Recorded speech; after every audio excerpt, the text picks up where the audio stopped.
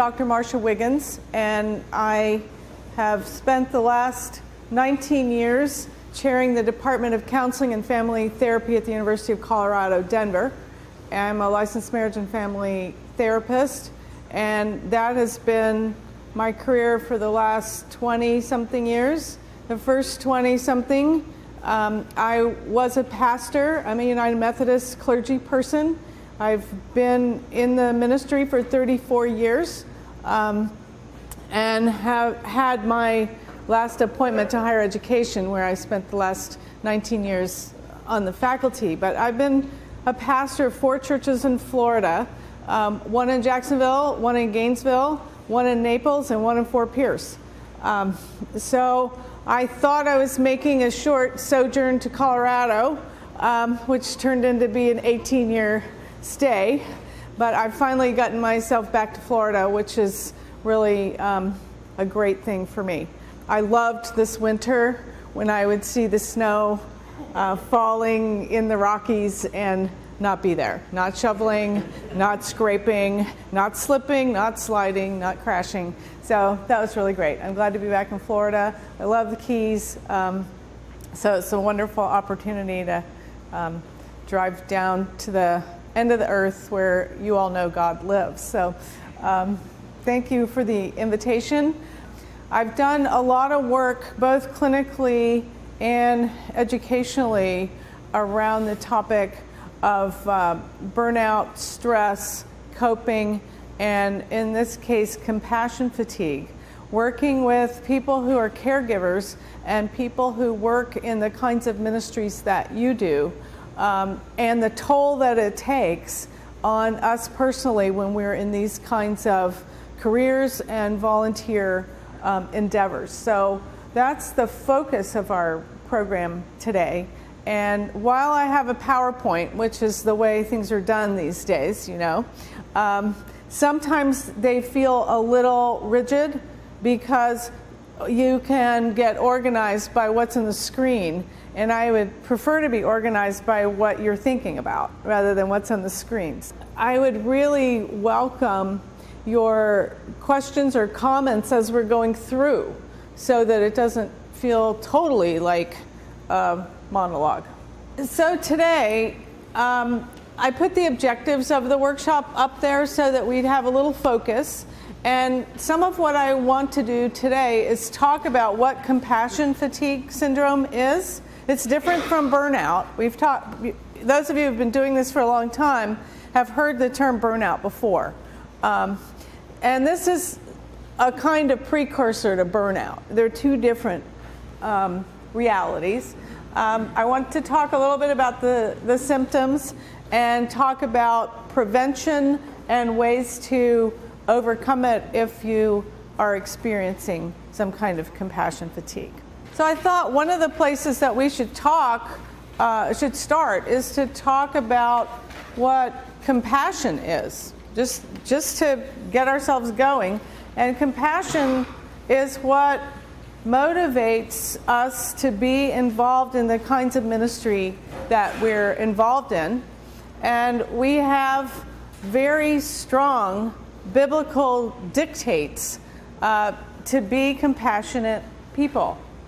Before I move forward into the biblical pieces, though, if you look at the word compassion, what do you see inside that word? Passion. Okay, so we have to be focused on passion, the kind of energy that moves us forward. Does anybody know about the root words that are part of passion, like in the Greek? And with passion. With passion, that's what we've got up here. With passion, calm is with, and passion. Underneath passion is a connection to the word suffering. Okay, some of you already know that. So it's kind of ironic that to be compassionate means to be related in some way to suffering. Okay? I see the word compass, and I don't think passion without compass would be... Well, that's a really fabulous way to look at it. She says she sees compass in there as well. So kind of the idea that It's not possible to have compassion or direction without a compass. Thank you for sharing that. So in the Hebrew scriptures, we have the term hamal, which means to have pity, to spare, to have compassion. And one of the places it's used is in the Moses rescue story, where the Pharaoh's daughter takes responsibility for baby Moses. Same term there. Raham means to love deeply and to have mercy. In the Christian Testament, eleos, Greek term, means mercy, emotion aroused by contact with a person who is suffering, accompanied by giving help. And then there's the text in Luke, be merciful just as God is merciful. Oiktimos, mercy or compassion, torn of heart at the sight of another's suffering. The Lord is full of compassion and mercy. Believers are urged to put on the heart of compassion. Okay, so to express compassion is to imitate God's mercy and compassion, and to rely on God as the branch draws energy from the vine. Right. So I like the idea of thinking about how compassion is talked about in the scriptures and how that connects to the work that we do. So we have this kind of mandate out there to be compassionate, to join with others in their suffering, to pay attention to the compass, and then there's then fallout from it. And that's what I want to talk about today, is we have the ideal, we have the call, we have the energy, we have the passion, and I heard a quote, I can't remember who said this, but the words are, if you're cut off from your passion, where does your compassion come from? So sort of staying connected to what makes us passionate about this work, which is our call, if we get cut off from that grounding and from that connection and from our spiritual roots, then we lose our ability to be compassionate. So I like that. If you get cut off from your passion, where does your compassion come from? Okay, so let's talk about compassion fatigue. Seems like a Saturday after a hard week of work, everybody has some sense of fatigue. And compassion fatigue is a particular type of that. The definition sounds a little clinical. Charles Figley is at the University of Florida right now, and he is credited with coining this term compassion fatigue and has actually written a whole book about it. And much of my work, both in terms of workshops and trainings and also clinical work, is based on what he's done. So this is his definition. He says it's a state of exhaustion and dysfunction, biologically, psychologically, spiritually, and socially. So there's kind of this exhaustion that affects all aspects of our life as a result to prolonged exposure to secondary trauma or a single intensive event. So secondary trauma, does anyone know what that is? Secondary trauma? It's when the trauma doesn't happen to you, but someone you're close to? Or? Yes, so perfect. Secondary trauma is where you're not exactly experiencing the trauma, but you're involved in responding to the trauma in some way. So firefighters, law enforcement people, emergency room workers, EMT folks, life flight helicopters, people who come in contact early on, and even later. Clergy deal with this all the time when you're called to some traumatic event and everything's out of control. then secondary trauma means that we absorb some of the trauma by simply being present when others are undergoing that experience. And most of the time, people that are trained to work in these environments learn to put aside their personal responses so they can show up and do the task that they're supposed to do. So it wouldn't work well if a firefighter was so overcome by the trauma that she or he didn't do anything to put out the fire because they were so overwhelmed by it. So we get trained to put aside our feelings and move forward and respond in the ways that we're trained to do.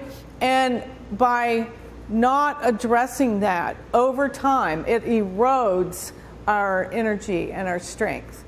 So experiencing secondary trauma or experiencing one single intensive event somewhere, like the 9/11 experience and the plane crash and the Twin Towers, those are experiences that everybody who watched that on TV, everybody who was in New York City, experienced some kind of secondary trauma related to an intensive event like that.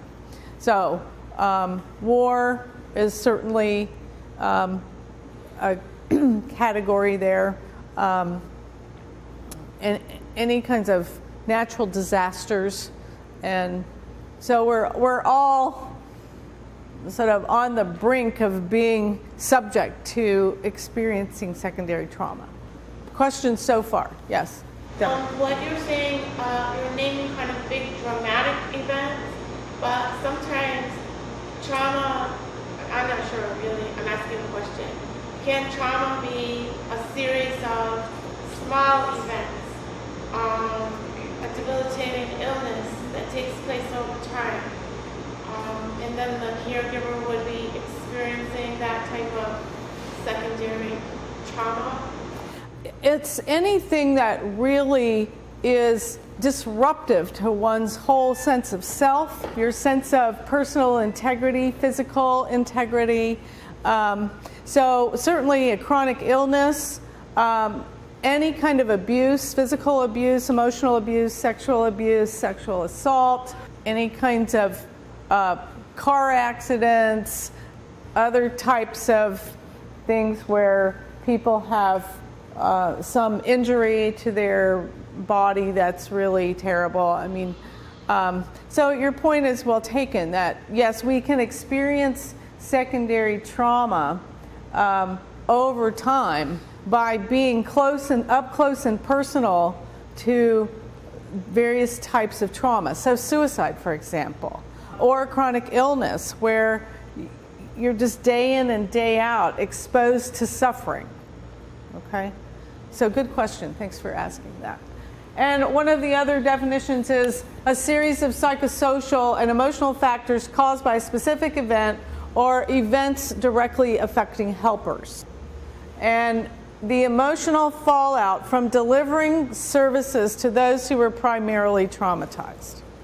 Okay, so some of you work in the homeless shelter, some of you work in outreach, some of you work in places where you're exposed to other people's trauma of being homeless, of being poverty stricken, of not having food, of having children removed by DCF, of any kinds of things that are so disruptive to one's life. Being involved in providing services puts you at risk of experiencing secondary trauma. Okay, and sometimes I think that we tend to spend so much time trying to help people that have experienced firsthand the trauma, we don't think about the effects that it has on the people that are the caregivers. We tend to just think, well, we just keep pushing through, we just keep doing more of the same, and we don't realize the toll that it's taking. Okay, so I've kind of been through this list of people. Healthcare professions, mental health providers, social service workers in variety of ways, teachers, clergy, attorneys, disaster cleanup crews, animal shelter You know, folks that work in animal shelters really experience this, and sometimes that's a little surprising to think about, but it seems like, wasn't it just the other day in our paper, there was an article focusing on the fellow that's head of animal control, and I can't believe they printed in the paper these pictures of these poor animals that had been found by animal control, and the headline in the Palm Beach Post said, was quoting the animal control director, who said that they don't have problems with the animals, they have problems with the people. So those folks experience secondary trauma as well. Talked about the fire folks, family caregivers, so that fits perfectly with what you were saying. Charitable giving workers, animal rescue workers.